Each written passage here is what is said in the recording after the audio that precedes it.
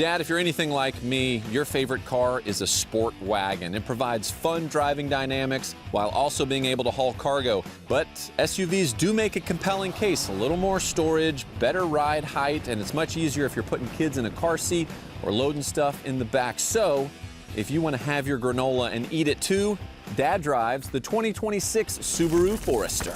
Hey there, welcome to Dad Drives on Hot Cars. I'm Bradley Hasemeyer, a father of two and a car enthusiast just like you. Now, my job is to take these cars, daily drive them as a father with kids, running errands, dropping off at school, doing all of the things. And if that's the kind of information you need, make sure you subscribe to the channel so you can get all the reviews that I do for dad life. Making it easier, or at least trying. All right, on to the review. Starting on the outside here, you're gonna first recognize, hey, this isn't the normal Forester in the drop-off line at school. No, my friends. This is the Wilderness trim. Basically, within the lineup of the Foresters, this is the most rugged, most off-road. Some of the elements you're gonna get: higher ground clearance, 9.3 inches, which is almost an inch taller than the regular one, which does also make a difference in putting kids in car seats, like I said before, or a higher load floor for the back. Also, I love these 19-inch matte wheels. You also get, obviously, this kind of like bronze kind of elements throughout, so you see those. They've also increased the approach angle and departure angle, so if you're kind of going up and down hills, that's easier to do in this as well, which I also think makes the car look really good. There's some rugged bits on the outside too, so I'm really digging the vibes that this is putting off. I'm really digging the style, both because you can use it when you're actually off-road, but it also looks cool and sets you apart from just kind of a regular Subaru Forester.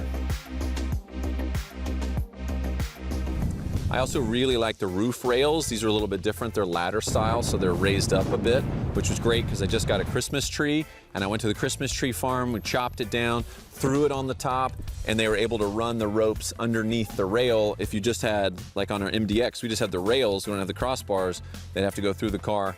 I know it's a weird use case. Probably only happens once a year, but still, that's nice. And I really like these bronze elements as well. Around the back, it's really nice. The lighting here, flat in the rear, automatic lift gate on here. In the back, 29.6 cubic feet of storage. Honestly, I was surprised. It feels bigger than that. I was comparing it to Honda CR-V. CR-V has a little bit more, but when I was looking at it, I thought, oh, this is gonna crush. But anyway, it is what it is. It seems to hold what you need. It's got a cool Forester Wilderness mat in the back here. What's underneath? Spare tire, so that's good. Some hooks in the back as well for grocery bags and some utility kind of elements like that. So I also like that earlier I needed to put down one of the seats and I could do it from right here. Just pull the button, whoop, flops down. So that's impressive too. Also, I know this sounds crazy, but the fact that I can do this is really amazing. I'm 6'1". Our daily driver MDX comes down, so does the Passport. So the fact that this can kind of go up like that, I'm not gonna hit my head on it all the time, that alone is worth considering buying this one.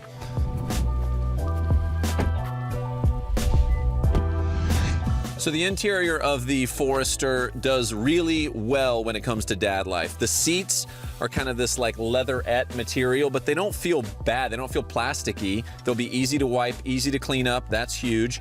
There's the embossing Wilderness on the headrest. Some cool kind of like, I don't know, helicopter blade design or something like that on the seat. And you see this kind of motif throughout of kind of like these cool little materials. I love the bronze cross stitch that's also throughout. This is big. Small cup holder, fine.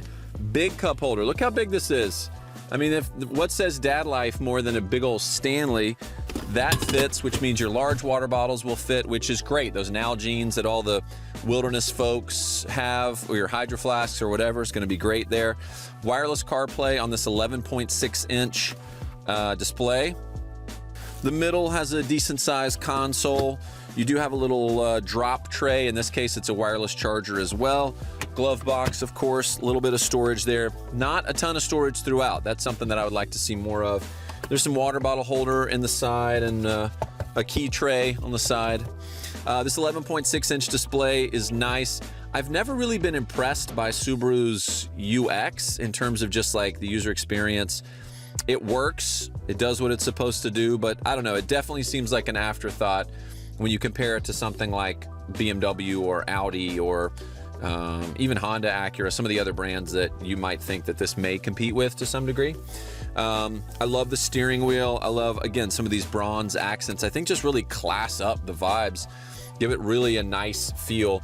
And the greatest thing about the Forester, the single greatest thing, is how much light comes in. I love, especially with this panoramic roof with the manual slide that goes all the way back to that second row.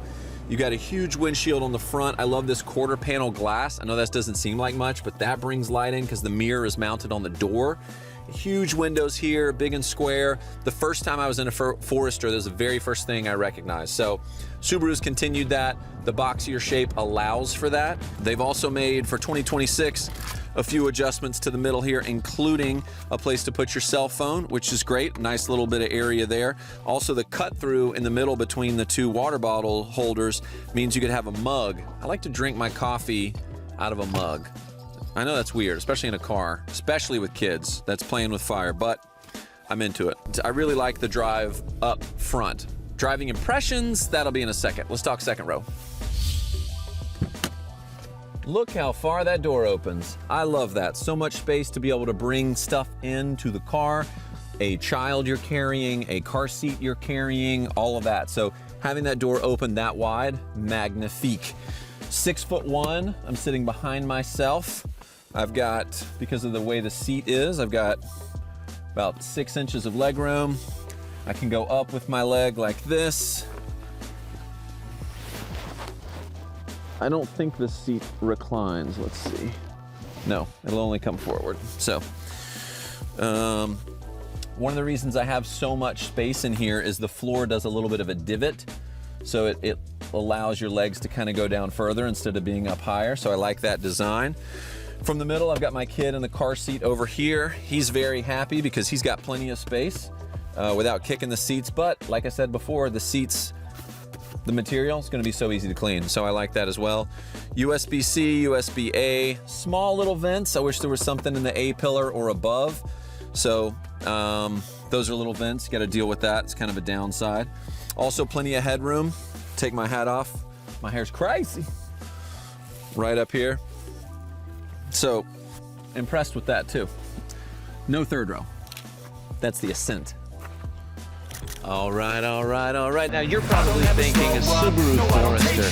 That's going to be so boring to drive. It's not going to have much power. It's just going to be an absolute ghost. It's going to be terrible. No one's going to want. Unfortunately, some of that's true. Here's the deal. When you buy a minivan, you know what you're getting, right? The thing with the Subaru Forester that I just can't understand is why you have a car this awesome,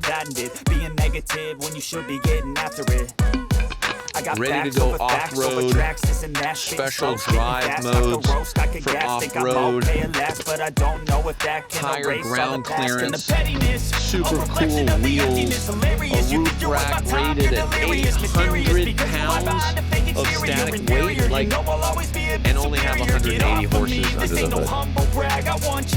I had to read that twice when I first looked at it. I was like, that can't be right. Maybe that's a misprint? Is there a reason that that's the case? The reason is, it is what it is. 2.5 liter boxer engine, reliable boxer style, great for balance, doesn't take up very much space, but 180 horsepower. And then you add on to that the fact that it's mated to a CVT, which is whiny. It's not as bad as others, I will say that. Subaru's been doing CVTs long enough. And you have kind of like a manumatic mode. Switch it over to manual.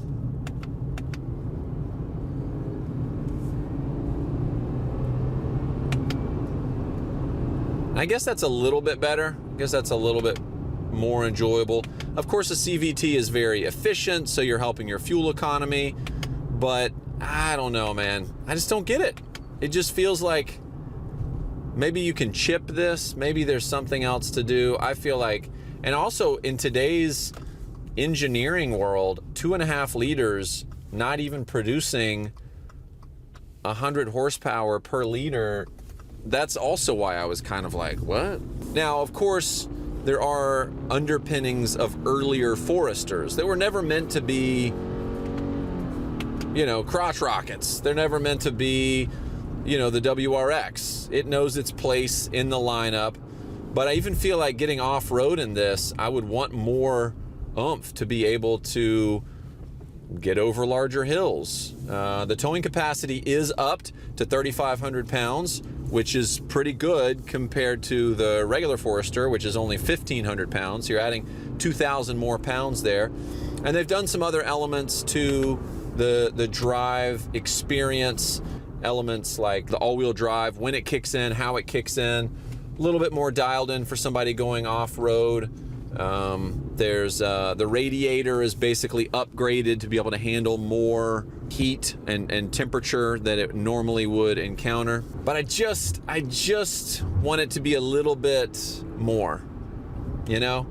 I'm not talking 500 horsepower. I don't need that, but a healthy like 225 or 230, I don't know, something like that feels like that could be more deserving of what this car deserves, because I really like this car. I do. It's great for dad life. I like the ruggedness of it that kind of goes a little bit with who I am. It's also where I'm wearing a vest today because I want to be on point. I want to be in line with the vibes of the car. But, you know, kind of the utility aspect to it, the affordability of it. We're talking 40s for this. You know, the wipe-off seats, the fact that I'm not worried about one of my kids, you know, knocking into the door. It's durable without feeling cheap or plasticky. There's so much going for the Forester, especially in this wilderness trim, but it's tough to get past that engine. So the question is, would Dad drive the 2026 Subaru Forester Wilderness trim? I'm gonna go with yes, because despite the engine being underpowered, everything else shines. Except maybe the user experience on the screen in the middle, but you would get used to it and you'd figure out how to use it. And most of the time you're on CarPlay and you're not really staring at it anyway, so that's fine by me. I don't necessarily need all the bells and whistles. I don't necessarily need mood lighting. I don't need like scents like Mercedes or Genesis does where it sprays stuff out. No, this is a utility type of car that I could buy without worrying that my kids are gonna scratch it up or mess it up. And it's also something that I know is gonna be a fun toy for the weekend. Let's go camping, let's go off-road. Put a roof nest up top with that 800-pound static load, and you and the whole family could basically sleep on top of the car. So from that standpoint, yes, Dad drives it. What are your thoughts? Is it too tough for you to overcome the idea of a 180 horsepower, brand new car that's hauling your family around? Maybe. Would love to know. Put it in the comments below. Make sure you're following me on social. BHaz on Instagram, @Hazemeyer for TikTok. Make sure you're following Hot Cars, of course, for up-to-the-minute, up-to-the-second reviews, photos, breaking news, reveals. We got all of it. In fact, this article will be up on the site very soon with photos and a full write-up, so make sure you check that out. Thanks so much for watching the channel. Make sure you subscribe if you're looking for that next dad ride. But for now, have a wonderful day and enjoy your ride. Keep dadding. Cheers. Manly cheers at that.